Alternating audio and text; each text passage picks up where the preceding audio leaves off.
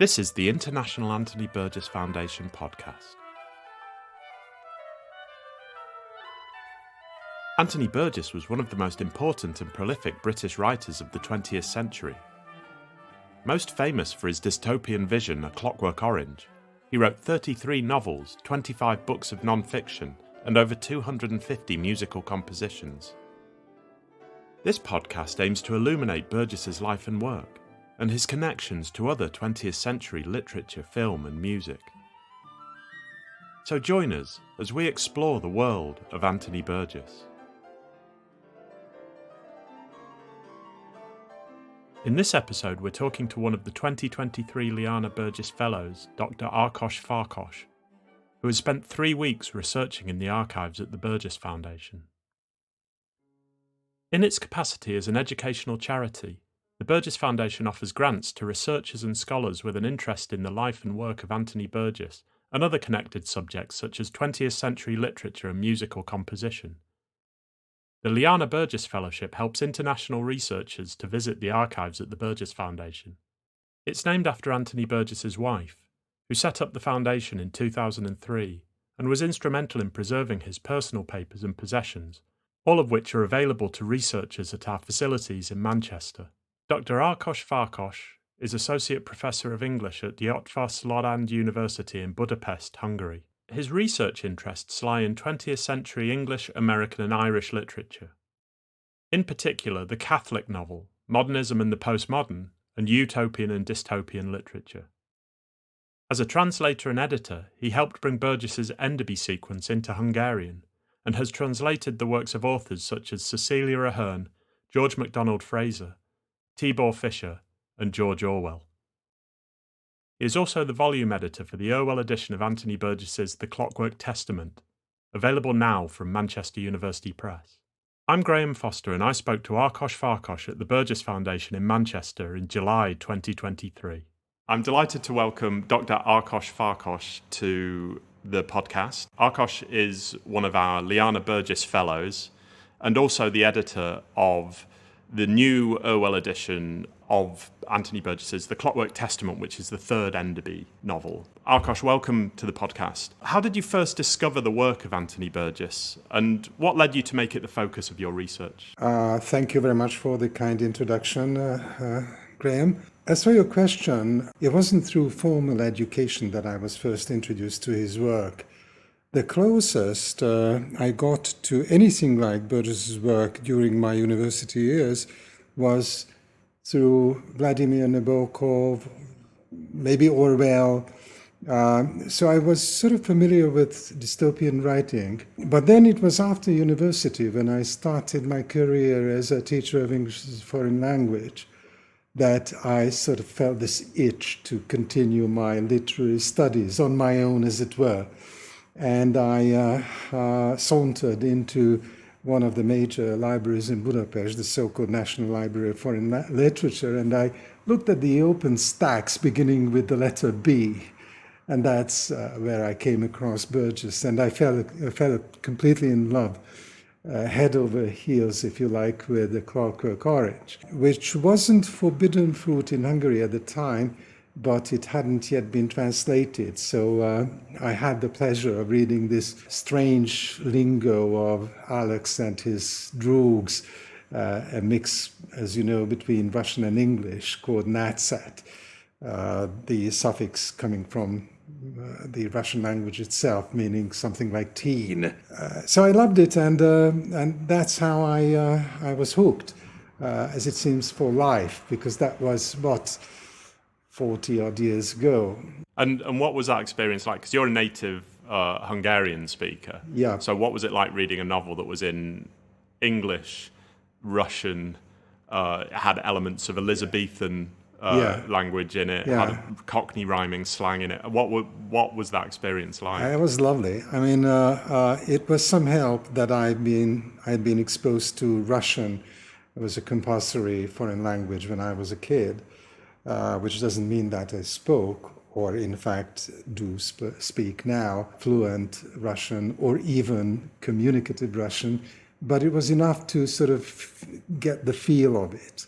And of course, the context helped a lot. Also, it was the American edition, the Norton edition, with the glossary in the back that I got hold of in this library. So it was okay. As for Elizabethan English, Shakespeare was a major subject in my graduate studies, during my graduate studies. So that helped again. I can't remember having had any serious difficulties or obstacles in the way of getting the gist of the novel, the feel of it, you know. Quite the contrary. So I enjoyed all this. As for Cockney rhyming slang, in one of our linguistics courses, I think we had been exposed as students to that sort of thing, even though I can't claim to have been intimately familiar with it. But I knew enough to get into it and enjoy the novel. And more generally, what is Burgess's reputation in Hungary currently? Currently, it's rather hard to say because people seem to be falling out of the habit of reading books in general. I don't think it's a specifically Hungarian phenomenon. But as far as literature goes, I think he enjoys a high standing, perhaps even higher than in England, as a novelist, even though far from all of his novels have been translated into English, about a third of them, 11 to be precise. Actually, it all started way back in the 1960s when a learned review appeared in 1966 in one of the scholarly journals in Hungary, philological journal as it was called, about Here Comes Everybody. It was a very high quality introduction to the book, which has never been translated into Hungarian. So that was the first time the name of Burgess, I think, appeared in Hungarian print, or Hungarian print that I'm aware of. Then came the novels which were regarded by the socialist authorities as being highly critical of the corruption of the West, one hand clapping specifically. And later, after the major regime change of 1990, a whole spate of his novels were made available in Hungarian translation. I had a little part in that as I was an external editor, series editor of Burgess's works for quite some time. For example, oversaw the Hungarian translation of the Enderby quartet. I am very happy to be able to say that not only have the Elizabethan novels been translated into Hungarian, but they've been done by eminent translators, top-notch Hungarian translators and writers. Yeah, I think is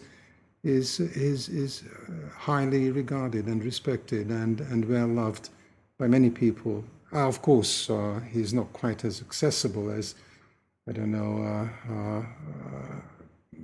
the James Bond stories, but he has a following, a significant following, and not only among the eggheads like myself. We're celebrating the publication of your new Irwell edition of Anthony Burgess's The Clockwork Testament, the third Enderby book.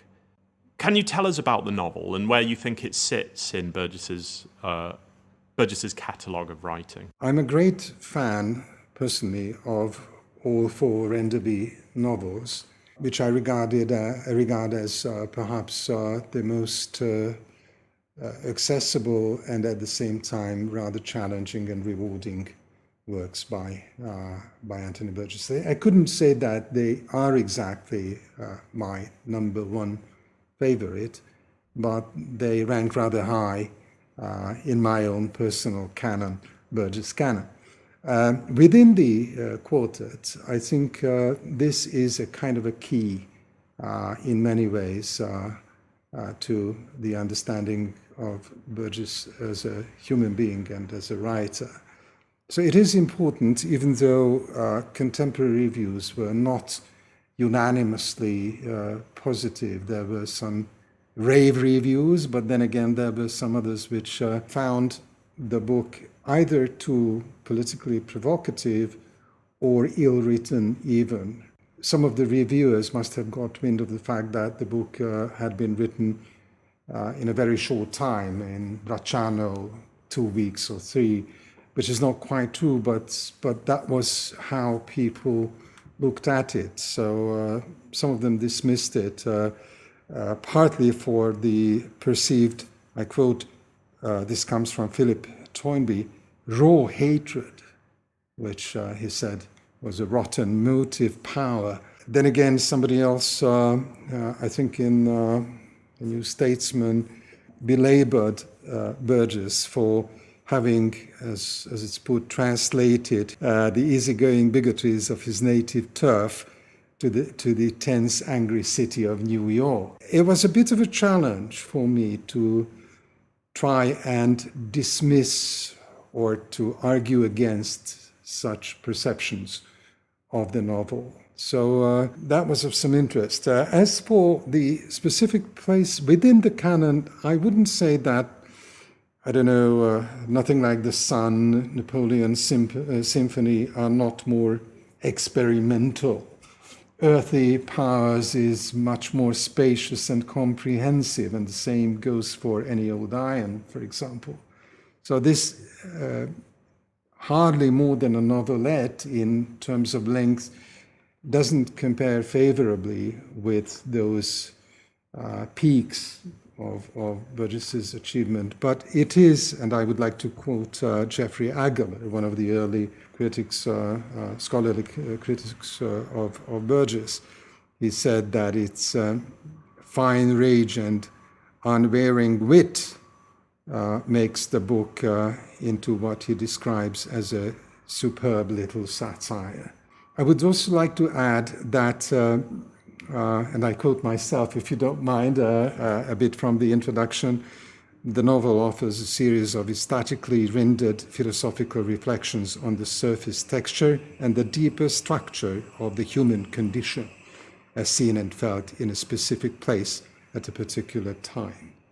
So that, I think, sums it all up. You've talked a little bit about the challenges of editing the novel.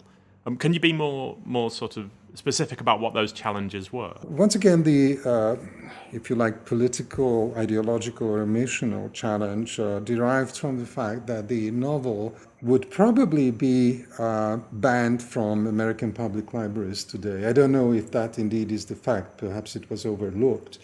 It's not as famous as Huckleberry Finn, but the N-word, to give you an example, does occur in it. Now, it took some effort on my part to explain how the attitude underlying such verbal and non-verbal gestures on the part of the protagonist are not to be attributed to the implied author or the actual author. Burgess himself went out of his way to suggest how Enderby differs in many ways from his real nature. Burgess was not a misogynist to begin with, even less a racist. He always emphasized the importance of diversity, the central topic of, for example, his celebrated structuralist novel, MF, is just about that. The narrator happens to be a person of color, something we learn only at the very end of the story. So we are forced to identify with somebody who may not be of the same ethnic background as we. I'm speaking for myself as a Central European white male. So once again, he is famous for having always been a champion of ethnic and racial equality and cultural diversity. So there you go. Enderby isn't. also misogyny.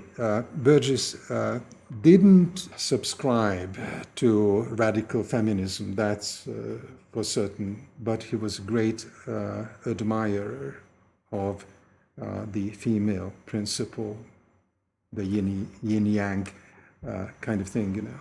So differences abound, not to mention Enderby's disgusting eating habits. As for the formal challenges and difficulties, yes, indeed. I mean, the wealth of literary, historical, philosophical allusions kept sending me to the library, whether electronic or conventional, all the time. And I had to rely on the inexhaustible erudition of Andrew Biswell, with whom I kept a busy correspondence for the entire period. And then there was a physical challenge as well. The pandemic and the lockdown, which prevented me from hunting certain things down in location. I couldn't travel. Just to give you an example, it would have been very useful to be here during the editing process, which I was prevented from doing. So there you go. These were some of the difficulties, but then there were plenty of rewards as well, some of which are intimately connected to the difficulties themselves. So I enjoyed all the hard work. There was plenty of hard work, let me tell you, but I enjoyed that tremendously.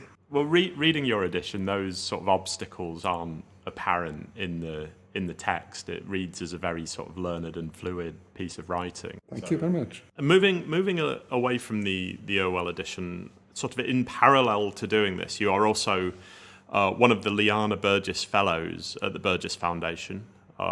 Currently towards the end of your research trip here to Manchester. What can you tell us about the research you're undertaking in the archive? The bottom line is absolutely positive. I've been enriched in my thinking, my knowledge of Burgess's entire oeuvre, and the context of his working life. And there are certain specific gains that should not go unmentioned. First and foremost, the actual milieu of the place has been absolutely revealing and very helpful. It's been a great bonus to be exposed to the kind of environment that Burgess as a young man must have lived in, even though Manchester has changed a lot. Most parts of it would be unrecognizable to Burgess. I saw this video showing him revisiting the city in advanced stage and how he was amazed by all the changes. And since then, even more changes must have occurred.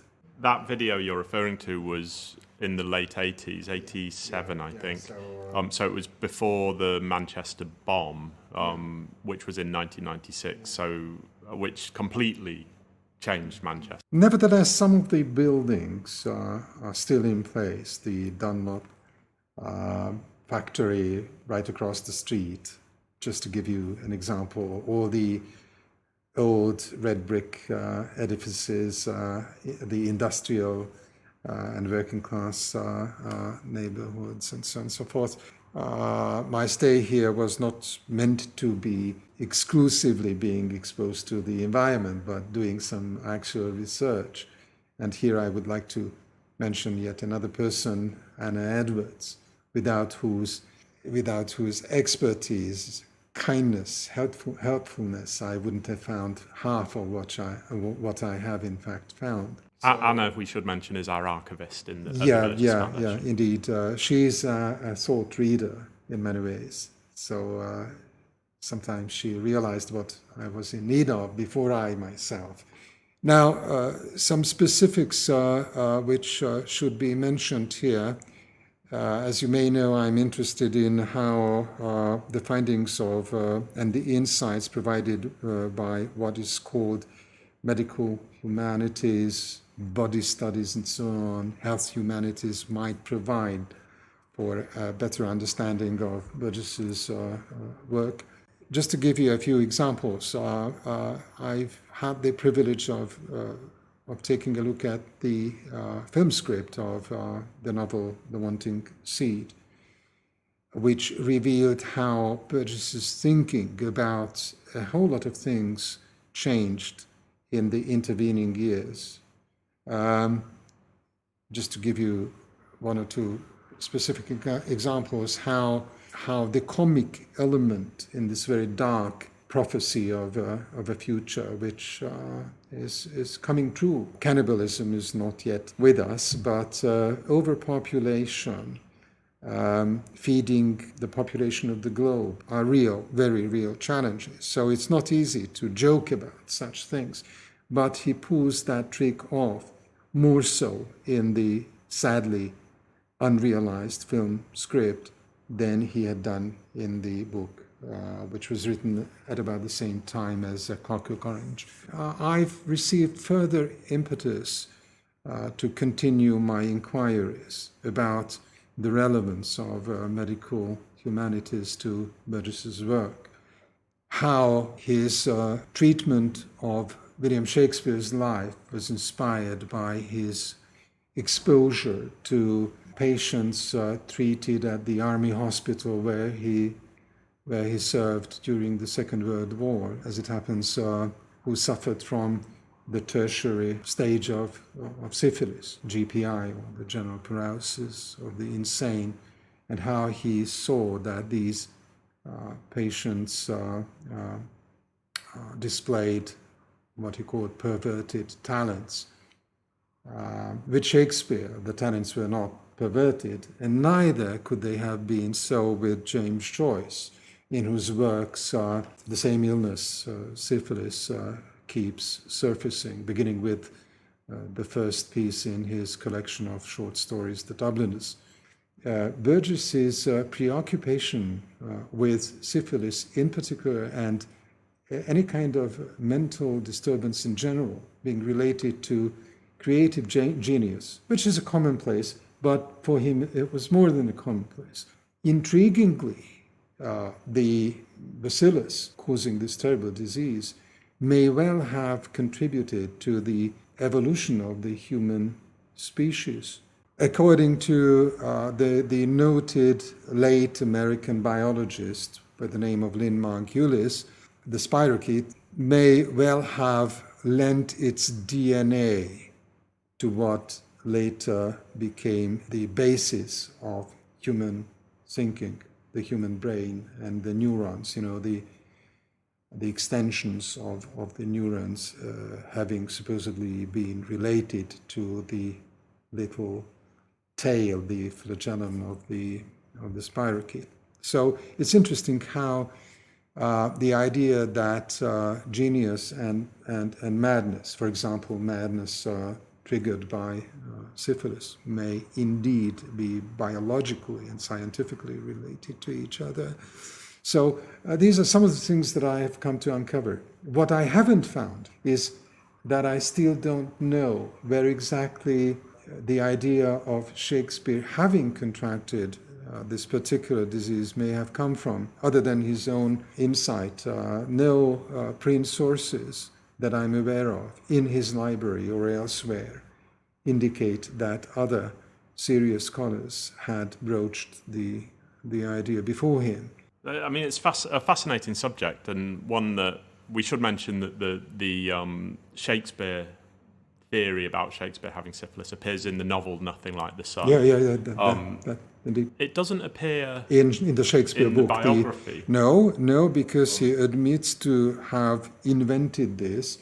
He believes it to be a convincing theory, but a theory nevertheless. Very carefully he avoided the topic in his non-fiction Shakespeare monograph. Although strangely, in the Shakespeare biography, he attributes a sort of vascular disease of the legs to Shakespeare that he himself suffered from. So, actually, I at one point earlier on, I made much of his self-mythologizing tendencies, including self-identification with some of the great precursors, including, of course,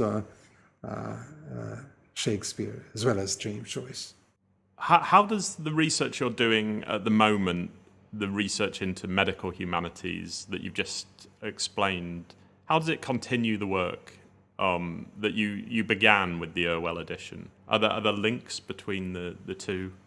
I don't see any direct links with the two because, okay, maybe one thing might be of some little interest, namely how the various ailments given to Enderby keep recurring in other works of Burgess's, including toothache, for one thing. But that's not the only one. Heart troubles, I mean, not in the sentimental sense of the word, but the clinical symptoms. Enderby is killed by his, as far as I remember, third heart attack at the end of the Clockwork Testament, to be resurrected for yet another Enderby book, Enderby's Dark Lady. And this puts me in mind of one interesting difference between the manuscript and the first British edition of the novel, namely how a seeming stylistic misstep was corrected by the British editors. One paragraph ends with a broken sentence, a sentence fragment at that moment, and then the next one starts with the same phrase, and it was corrected. The first occurrence was deleted. Even though this repetition, to my mind, is there to suggest the malfunctioning of the heart. It is at that point that Enderby suffers a heart attack. And this is an important little bit because it reminds one of the fact that for Burgess, language and literature are firmly rooted in the body, the workings of the body. So the connection between linguistic devices, rhetorical devices. This is a rhetorical device and certainly not a mistake. Well, that's really interesting because I think you're right. Burgess is a sort of bodily writer, especially in the Enderby books, where it's all sort of gurgling bellies and breaking of wind and that sort of thing. Which some of his early critics found off-putting. Yeah, I think Burgess is always mentioning, even in his sort of diaries that we've got in the archive and in his autobiography and in any of his sort of biographical writing, he sort of mentions his current ailment. You know, his leg hurts or his teeth hurt, or you know, he's having gastro problems or something like that. He always mentions that as a sort of marker of where he is in his life. But that is always a source of linguistic innovation, wordplay, you name it. His leg ailment, for example. I wonder how familiar the word claudication might be to a native speaker of English, but to me it was of quite some interest to discover how his use of the word to claudicate and claudication, as far as I remember, it first crops up in an interview he made with Graham Greene. How this use of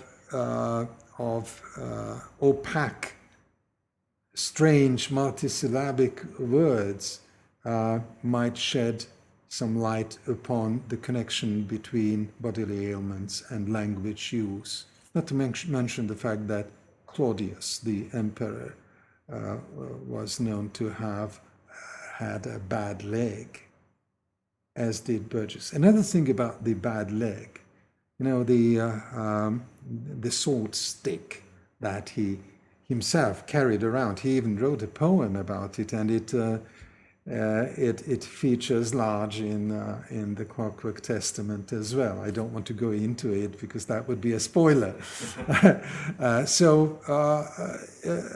He used his own failures, bodily ailments, as springboards of creative writing, suggestive creative writing, and that. So I think he was husbandry was a great fault of Burgess's. He knew how to put everything to good artistic use, even the failures of the human condition and the failures of his own health.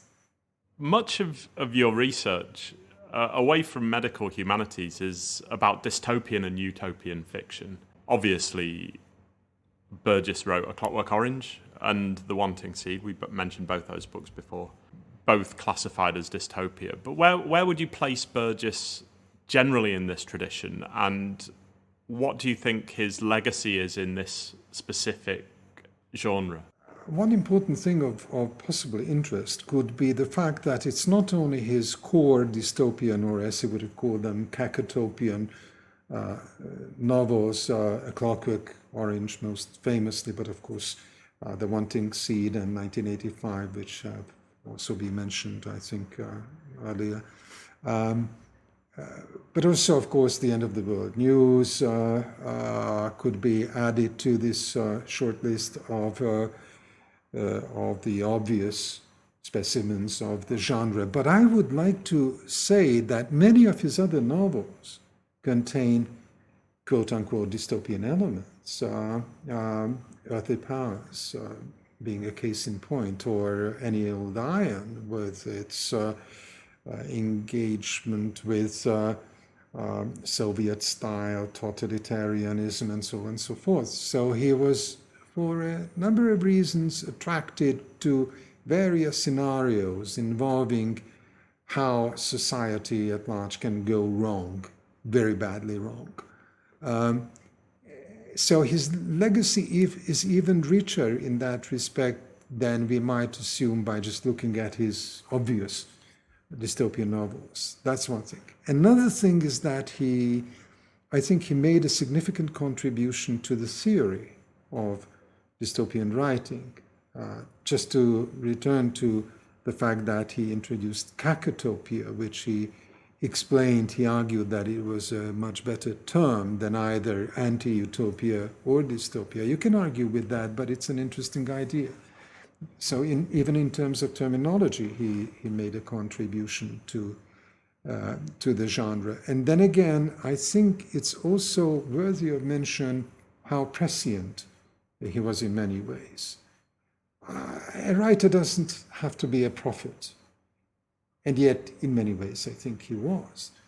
Some of his critics argue that his contribution to the genre cannot be compared to that of Orwell or Huxley. I'm not sure that this indeed is the case. If he had only written A Clockwork Orange as a representative of the dystopian genre, I think he would deserve the highest possible praise. And then again, not to mention the fact that he wrote 3 more indisputably dystopian novels, and some of his other novels display dystopian features, plus his theoretical writing, as is well known to the Burgess aficionado. So, yeah, very important. I would say that his engagement with the dystopian genre is the one most important aspect of his work, but it is important. And I think it's important for the rest of our literary canon. Finally, we're 30 years on this year from Burgess's death. Where do you think Burgess studies in general, the reputation of Burgess, where do you think it is at the moment, and could you predict where it's going to go in the future? I think his place in literary history has been given sufficient or almost sufficient attention. How his work is related to modernism, what the postmodern elements in his work might be like. I dabbled into that sort of topic myself, and others too, of course. Alan Ruffley's essay collection could be an example. So that may not be a very promising area anymore, given the fact that we are not even certain that we do have literary periods anymore. What comes after the postmodern? Postmodern whatever. So where do we go from here, you may ask? To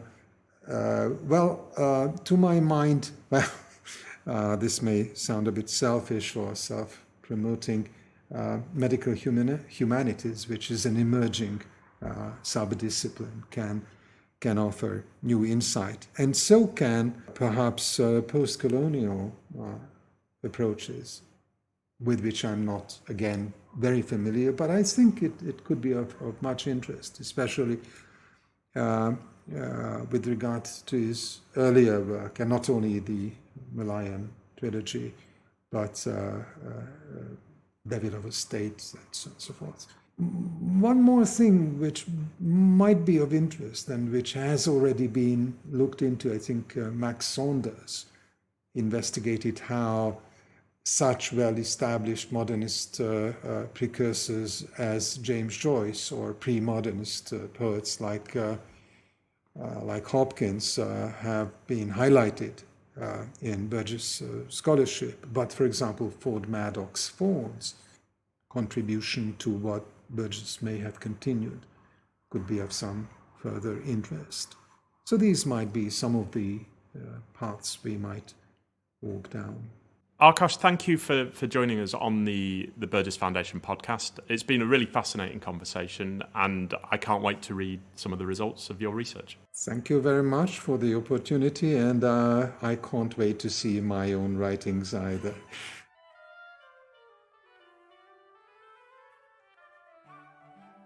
You've been listening to the International Anthony Burgess Foundation podcast. The Irwell edition of the works of Anthony Burgess, including the Clockwork Testament, edited by Ákos Farkas, is available now from Manchester University Press. To find out more about Anthony Burgess and how to support the work of the Burgess Foundation, visit anthonyburgess.org. If you've enjoyed this episode, leave us a review and subscribe wherever you get your podcasts.